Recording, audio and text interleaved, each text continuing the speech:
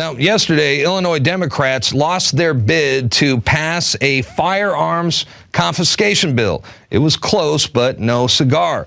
Fortunately, they didn't get quite enough support for legislation that would have outlawed semi-automatic rifles, pistols, and shotguns. Pump-action shotguns would have been outlawed as well. They even wanted to ban the classic M1 rifle and even the 1911-based pistols. All of those would have been banned had the bill passed. Fortunately, it failed. But these treasonous lawmakers don't give up so easily. And mark my words, they will be back.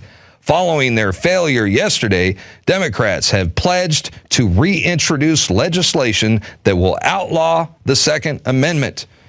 And keep in mind that the Illinois Senate committee that tried to push this through, well, it consisted of both Democrats and Republicans.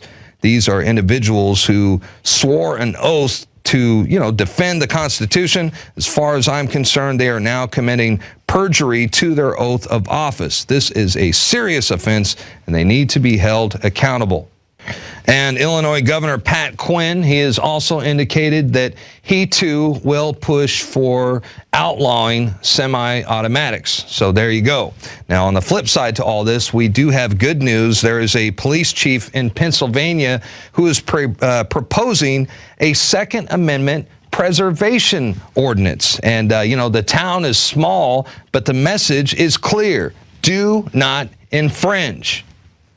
A police chief in Gilberton, Pennsylvania, which is a small town with a population of only 867 people, well, they are proposing a Second Amendment preservation notice that Police Chief Mark Kessler plans to present to the City Council. The ordinance, if adopted, would formally require the city to enact any and all measures necessary to prevent the violation of the Second Amendment by any federal, state, or local entity.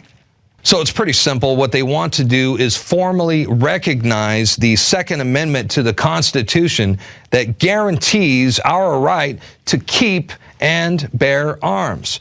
The right of the citizens to bear arms in defense of themselves and the state shall not be questioned. So no doubt this ordinance is also intended to send a clear message to Washington and the media, for that matter, as Police Chief Mark Kessler stated that he felt the need to stand up to the fools out there who are demanding stricter gun control in the wake of the Sandy Hook massacre. So, you can read the ordinance yourself. It is posted right now on Infowars.com. And I believe there's the link right there.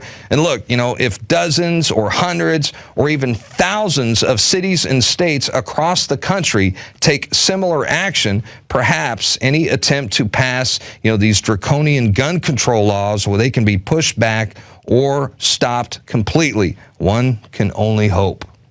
So way to go, Police Chief Mark Kessler. We salute you for standing up to protect our Second Amendment. After all, now is the time for all good men to come to the aid of their country. Meanwhile, we are witnessing the avalanche of attacks on our Second Amendment by the mainstream media, and now even foreign media and governments, they are piling on as well. It first started with the British redcoat Piers Morgan over there at CNN, and now, as USA Today highlights, the Piers Morgan controversy has inflamed a global gun control debate with foreign media personalities around the world lecturing Americans on what rights we should be able to exercise. And man, this even includes ridicule from the communist Chinese government, who are calling on Barack Obama to declare war on the Second Amendment and disarm U.S. citizens as soon as possible. Ask yourselves, what are you doing in this time of great challenge? What are you doing to unlock minds?